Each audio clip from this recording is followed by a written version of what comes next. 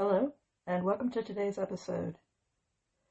The Bible is referred to as the living Word of God. It isn't a book that is meant simply to be read.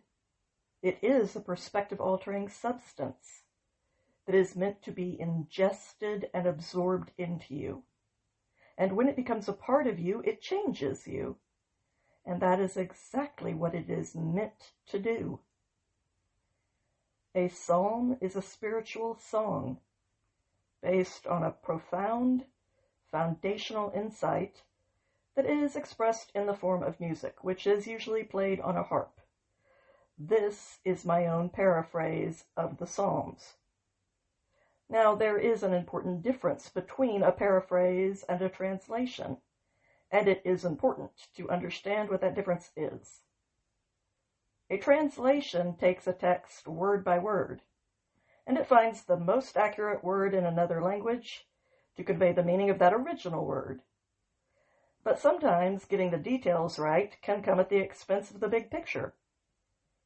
For example, the literal translation for a butt dial and the literal translation for a booty call could end up being exactly the same if they were both translated very literally into another language. But we all know that those are two very different ideas. A paraphrase, on the other hand, is attempting to capture the spirit of the idea that is being expressed. But both approaches come with their own disadvantages. Sometimes the most literal translation for each word, while technically accurate, loses something in its translation. For example, if you were to translate the phrase, "cat got your tongue," into another language, it would make no sense to them. Why would a cat grab your tongue? What are you even talking about? In order to convey the original idea, you would have to find out which saying is used in that other language to express the same concept.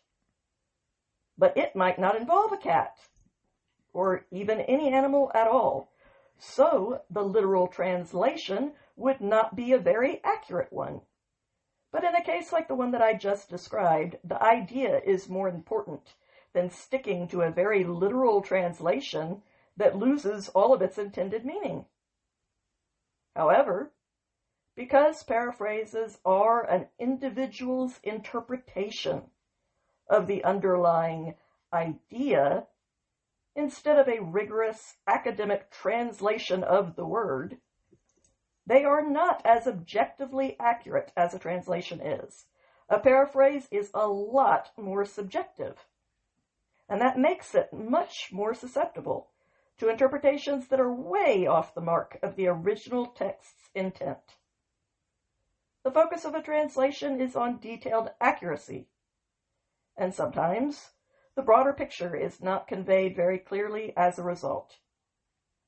The focus of a paraphrase is on painting that big picture, but it often loses the accuracy of the finer details. Both of these are useful as long as you understand which is which, and what the disadvantages to each approach are. And that is why I recommend using both an accurate translation like the New American Standard and a responsible paraphrase.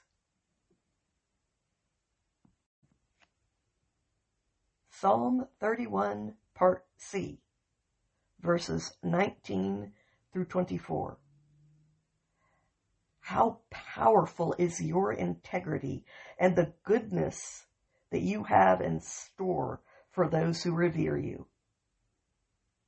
For you have prepared an endless reservoir of resources ahead of time that stands ready to meet every need of each person who comes to seek sanctuary with you in the face of the rest of mankind.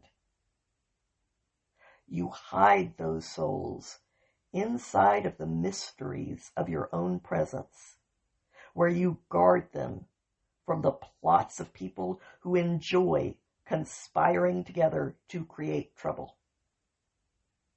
but you safely conceal them inside the secret folds of your own pavilion, where they are protected from the hostility that is stirred up by devious and backbiting tongues. How precious is the Most High! For he has showered me with all of the wonders of his spontaneous love and unmerited mercy when I felt like I was trapped inside of a city that was under siege. And when I was in that state, I was so overcome by my own fears that I panicked. And I said, I have gotten myself into a place where you can't see me.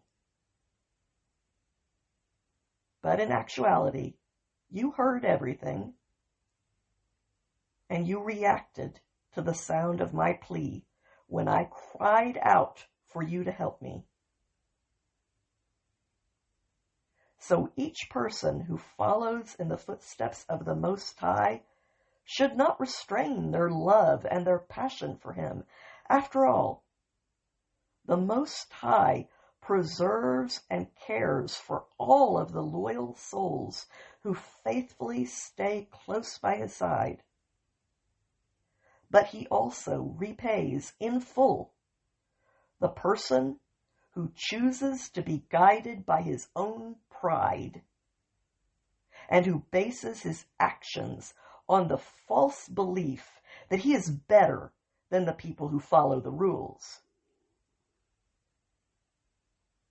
So knowing that this is how their story will end, may everyone who turns expectantly to the Most High be strong, and let your hearts take courage so that you can be brave. I pray that whatever voice God might choose to give me in this world, he would also give me the words that I should use it for. These words have meaning for me. And if they had some meaning for you as well, then I am truly grateful that we have both been given a gift from above and from each other. Have a good day out there, my friends.